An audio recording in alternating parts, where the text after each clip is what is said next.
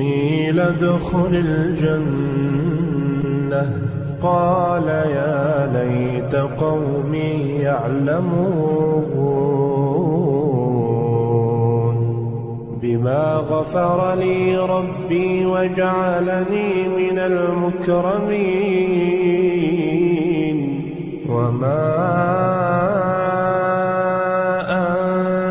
أنزلنا على قومه من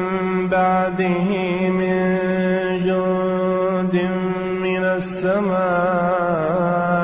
وما كنا منزلين إن